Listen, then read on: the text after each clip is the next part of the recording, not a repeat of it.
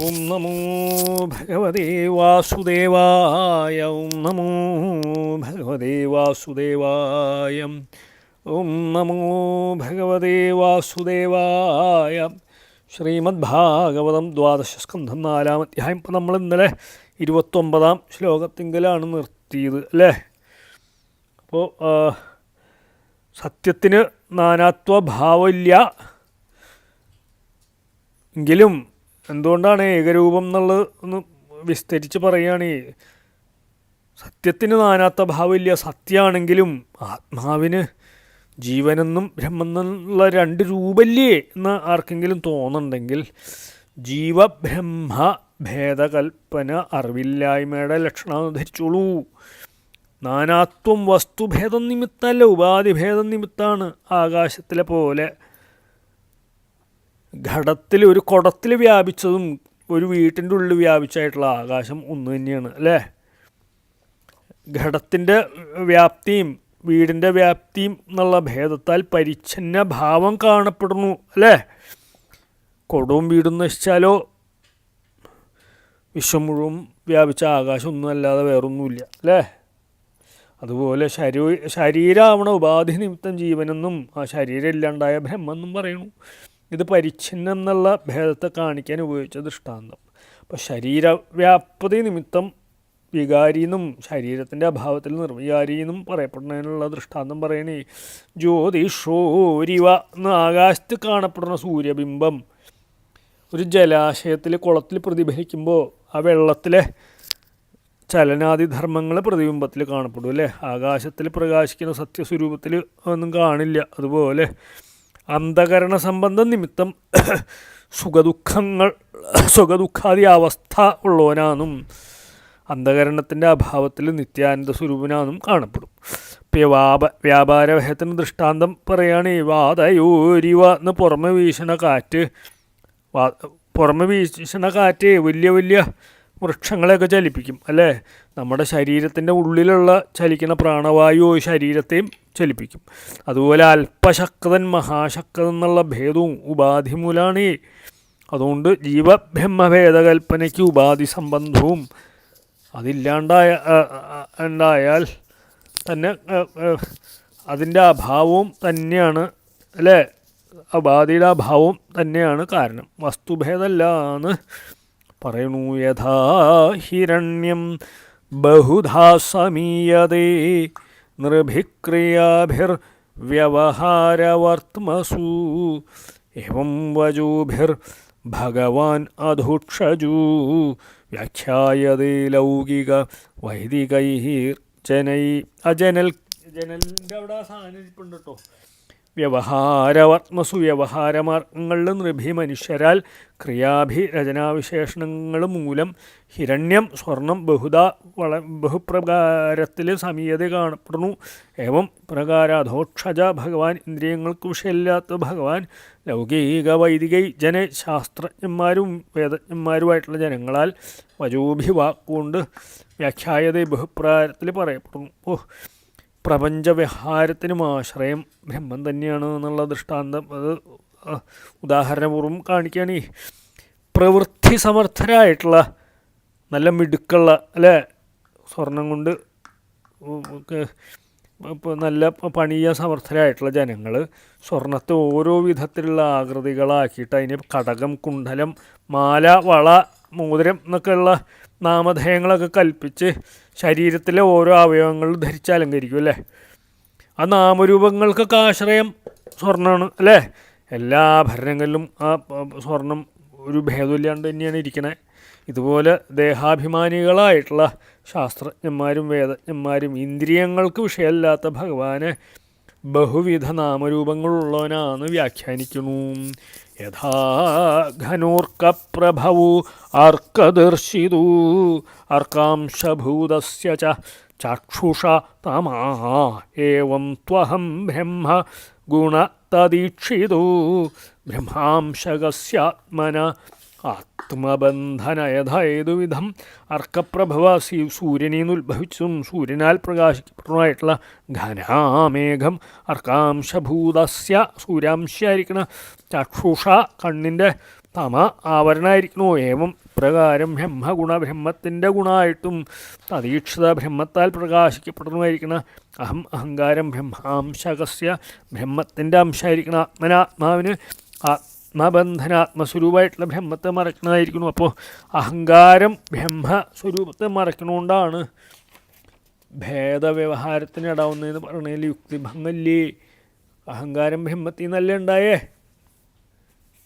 അല്ലേ? അപ്പോൾ സ്വന്തം കാരനായിട്ടുള്ള ബ്രഹ്മത്തെ തന്നെ ബ്രഹ്മത്തിൽ നിന്നാണല്ലോ അഹങ്കാരം ഉണ്ടായേ. അപ്പോൾ ബ്രഹ്മത്തിൽ നിന്നുണ്ടായ അഹങ്കാരം ബ്രഹ്മത്തെ തന്നെ എങ്ങനെയാണ് മറയ്ക്കുക? അഥവാ മറച്ചാലോ ബ്രഹ്മത്തിനും പ്രകാശമില്ലാണ്ട് വരില്ലേ എന്നുള്ള ശങ്ക ദൃഷ്ടാന്തം പൂർവം നല്ലൊരു ഉദാഹരണത്തോടു കൂടി കാണിക്കുകയാണ്. സൂര്യരശ്മികൾ അല്ലേ ആണ് മേഘരൂപങ്ങളായിട്ട് പരിണമിച്ച് വർഷിക്കണേന്നാണ് പ്രമാണം. സൂര്യൻ രശ്മികൾ തന്നെയാണ് മേഘരൂപമായിട്ട് പരിണമിച്ച്. എങ്ങനെയാണ് അങ്ങനെ പറയണേ? അഗ്നൗ പ്രസ്താഹൂതി സമ്യക് ആദിത്യമുപതിഷ്ഠതേ. അഗ്നൗ പ്രാസ്താഹുതി സമ്യക് ആദിത്യമുപതിഷ്ഠതേ. ആദിത്യാജായതേ വൃഷ്ടിർ അന്നം തദ പ്രജ. ഈ വചനത്താൽ സൂര്യകിരണ പരിണാമങ്ങളാണ് മേഘങ്ങളെന്ന് സിദ്ധിക്കുന്നു. എങ്ങനെയാ? സൂര്യനിൽ നിന്നാണ് മേഘങ്ങൾ ഉണ്ടാവണേ. സൂര്യൻ്റെ ചൂടുകൊണ്ട് വെള്ളം പൊങ്ങി ആവിയായിട്ട് മേഘങ്ങളുണ്ടാവും അല്ലേ? സൂര്യകിരണങ്ങളാണ് പരിണമിപ്പിച്ച് മേഘങ്ങൾ ഉണ്ടാക്കണേ.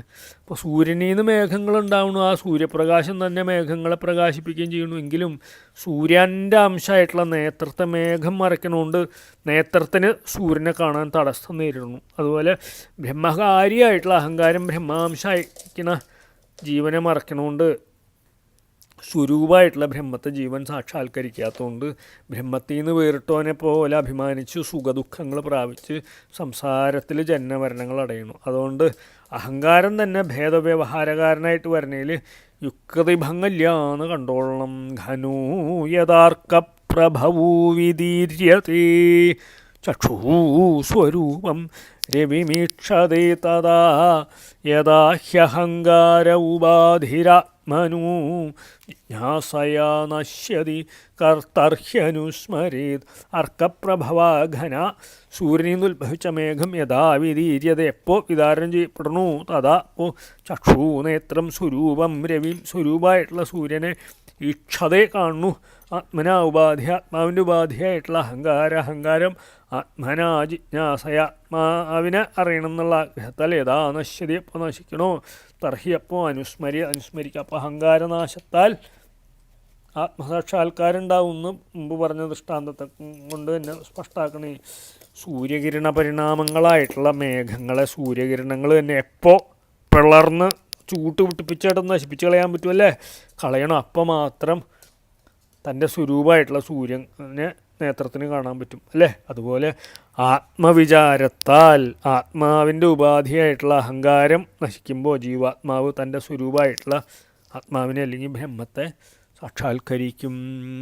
യദൈവമേതേന വിവേകഹേതിന മായാമയാഹങ്കരണാത്മബന്ധനം ഛിത്വാച്യുതാത്മാനുഭവൂ അവതിഷ്ഠതേ.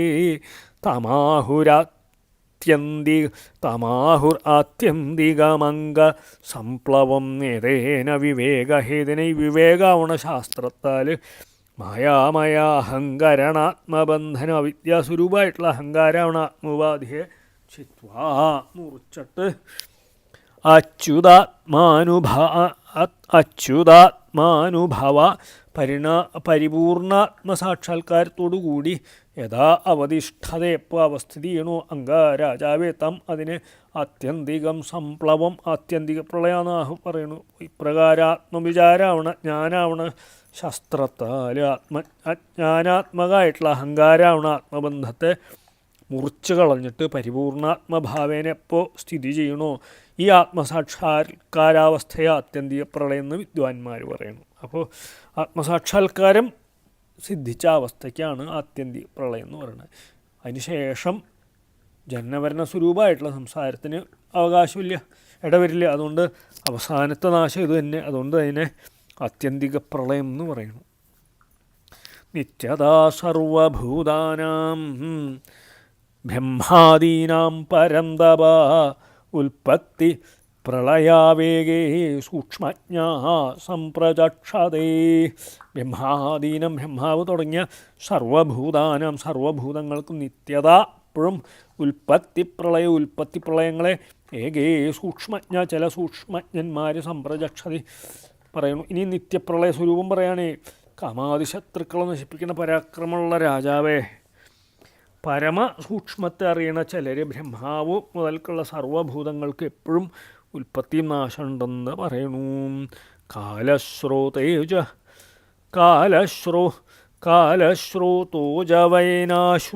കാലശ്രോതോജവേനാശു ഹ്രിയമാണസ്യ നിത്യതാ പരിണാമിനാം അവസ്ഥാസ്താം ജന്മപ്രളയഹേതവ. കാലശ്രോതോജവേനാശു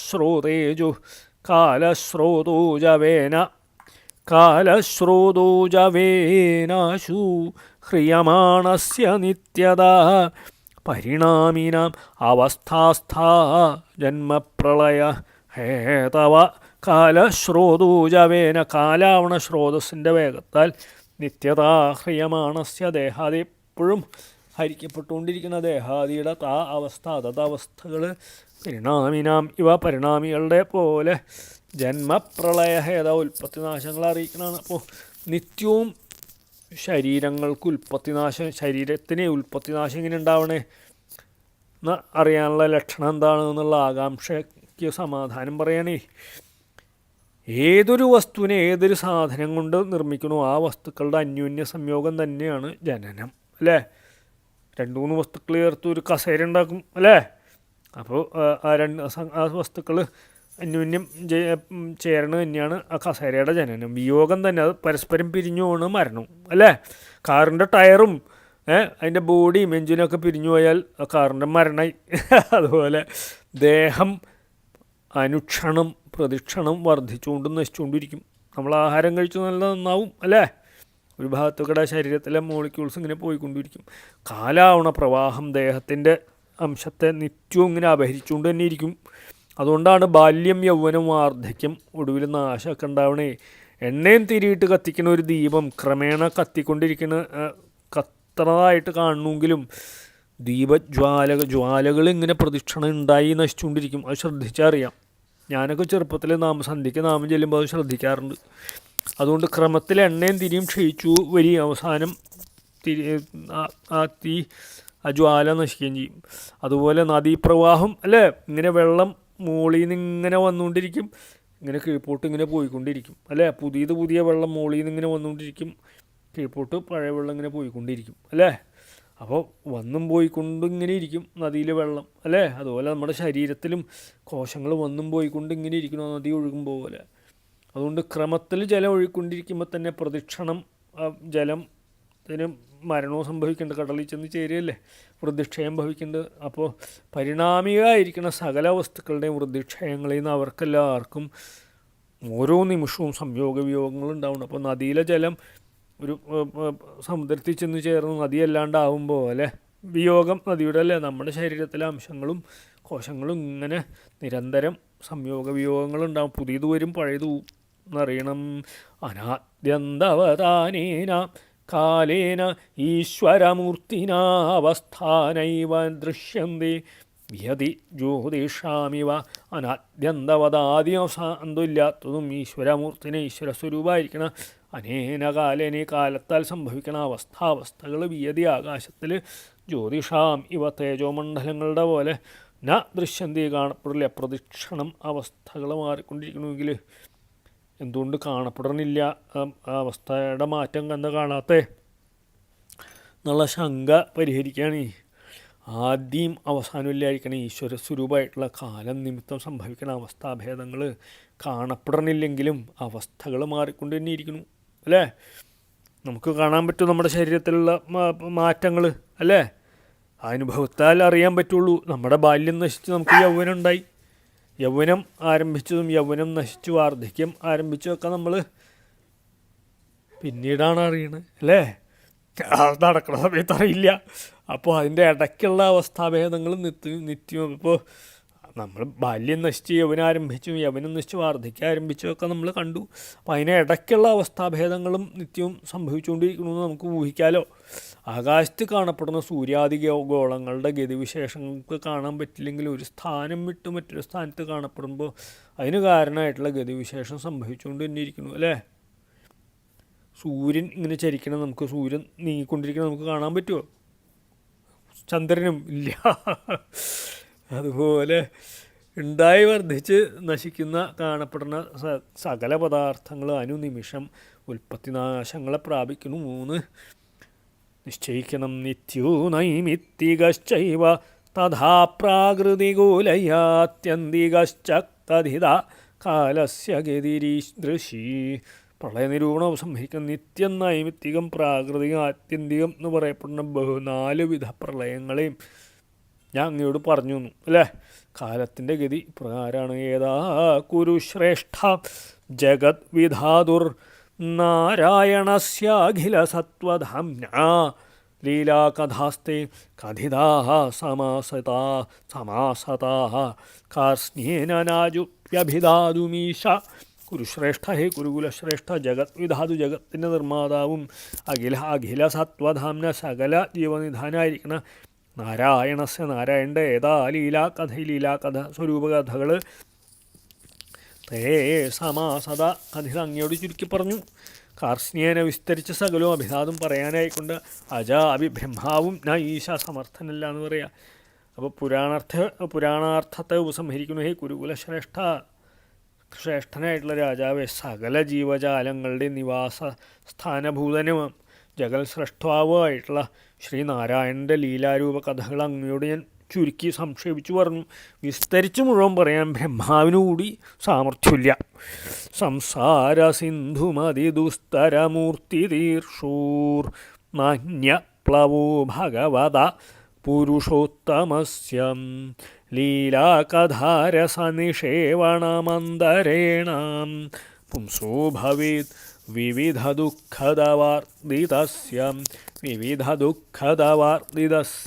ബഹുവിധ ദുഃഖങ്ങളാവണ കാട്ടുതീയിനാൽ പീഡിക്കപ്പെട്ടവനും അതിദുസ്തരം കടക്കാൻ കഴിയാത്ത സംസാര സിന്ധും, സംസാര സമുദ്രത്തെ ഉത്തിതീർഷോ കടക്കാൻ ഗ്രഹിക്കുന്ന പുംസ പുരുഷന് പുരുഷോത്തമസ്യ ഭഗവത പുരുഷോത്തമനായിട്ടുള്ള ഭഗവാന്റെ ലീലാകഥാരസനിഷേവണം അന്തരേണ, ലീലാകഥകളുടെ രസത്തെ സേവിക്കുന്നൂടാണ്ട് അന്യപ്ലവ മറ്റൊരു തോണിനാ ഭവില്ല.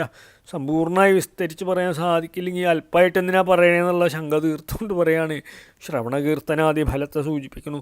ബഹുവിധ ദുഃഖങ്ങളാവണ കാട്ടുതീയിൽപ്പെട്ട് ദഹിച്ചുകൊണ്ടിരിക്കണമുണ്ട്. പ്രയാസപ്പെട്ടാലും കടക്കാൻ സാധിക്കാത്ത പോലെ ഇരിക്കണ ഈ സംസാര സമുദ്രത്തെ കടക്കണമെന്ന് ആഗ്രഹിക്കുന്ന മനുഷ്യന് പുരുഷോത്തമനായിട്ടുള്ള ഭഗവാന്റെ അവതാരലീല കഥാരസത്തെ ആസ്വദിക്കണം, അല്ലാണ്ട് മറ്റൊരു ഉപായവും ഇല്ല. ഭഗവത് ലീലാകഥകൾ ആസ്വദിച്ചാൽ മാത്രമേ മോക്ഷമുള്ളൂ എന്ന് പറയാം. അതുകൊണ്ട് ഭഗവത് കഥകൾ സാധിക്കും വിധം കീർത്തിക്കുകയും കേൾക്കുകയും ചെയ്യുന്നത് ഈ ദുസ്തര സംസാര സമുദ്രം കടക്കാൻ ഉപകരിക്കണ വലിയൊരു കപ്പലാണെന്ന് ധരിച്ചോളൂ എന്ന് പറയാം ഭഗവാനെ. അപ്പോൾ ഭാഗവത് എല്ലാവരും എല്ലാ ദിവസവും വായിച്ചോളണം.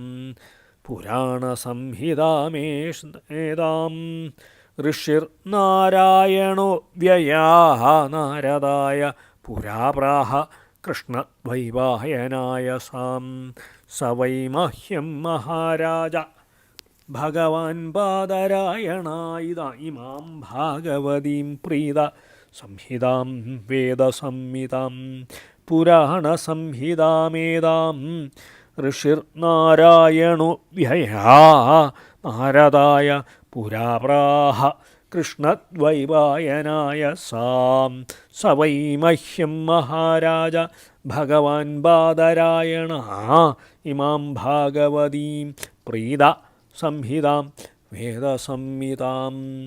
ഏതാം പുരാണസംഹിത, ഈ പുരാണസംഹിത അവ്യയനാശരഹിതനായിട്ടുള്ള നാരായണ ഋഷി നാരദായ നാരദനായിക്കൊണ്ടും അവൻ നാരദൻ കൃഷ്ണദ്വൈപായനായ വ്യാസനായിക്കൊണ്ടും ബാദരായണ വ്യാസൻ മഹ്യം എനിക്കായിക്കൊണ്ടും പ്രീത സന്തോഷിച്ച് വേദസംഹിതാം വേദത്തിന് തുല്യവും ഭാഗവതിയും ഭഗവാനെ സംബന്ധിച്ച സംഹിതയെ പുരാപ്രാഹ മുമ്പ് പറഞ്ഞ ഭാഗവത സംഹിതയുടെ ഉൽപ്പത്തി പരമ്പര പറയണേ. ജന്മാതിവികാരശൂന്യനായിട്ടുള്ള ഭഗവാൻ ശ്രീനാരായണ ഋഷി പുരാണത്തെ പണ്ട് നാരദർക്ക് ഉപദേശിച്ചു.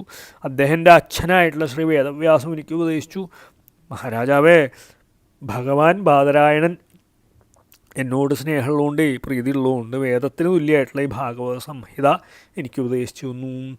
ഏതാം വക്ഷ്യത്യസൗ സൂതാ ഋഷിഭ്യോ നൈമിഷാലയേ ദീർഘസത്രേ കുരുശ്രേഷ്ഠ സംപൃഷ്ട ശൗനകാദിഭി അസൗ സുതായി സൂതനെ. അപ്പോൾ അവിടെ ആ സഭയിൽ സൂതനിരിക്കണ്ടേ, പരീക്ഷത്തിനോട് പറഞ്ഞു കൊടുക്കുമ്പോൾ ഏതാം ഇതിന് നൈമിഷാരണ്യത്തിൽ നൈമിഷം എന്നുള്ള സ്ഥാനത്ത് ദീർഘസത്രയാണ്, വളരെ കാലം കൊണ്ട് അവസാനിക്കുന്ന സത്രത്തിൽ ശൗനകൻ തുടങ്ങിയവരാൽ സംപൃഷ്ട ചോദിക്കപ്പെടുമ്പോൾ ഋഷികൾക്കായിക്കൊണ്ട് വക്ഷതി ഉപദേശിക്കുന്നു പറയാം. അപ്പോൾ ഞാനിതിനെ അങ്ങേക്ക് ഉപദേശിച്ചു.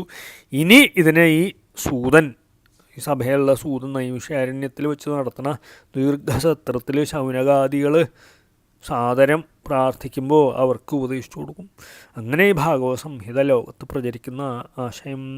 ഇത് ശ്രീമദ്ഭാഗവതേ മഹാപുരാണേ ദ്വാദശസ്കന്ധേ ആശയനിരൂപണേ പ്രളയനിരൂപണം നാമ ചതുർത്ഥാധ്യായ സമാപ്ത.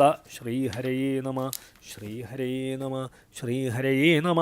ഗോപികാജീവനസ്മരണം ഗോവിന്ദ ശ്രീ ഗോവിന്ദ, ഗോപികാചരണസ്മരണം ഗോവിന്ദ ശ്രീ ഗോവിന്ദ.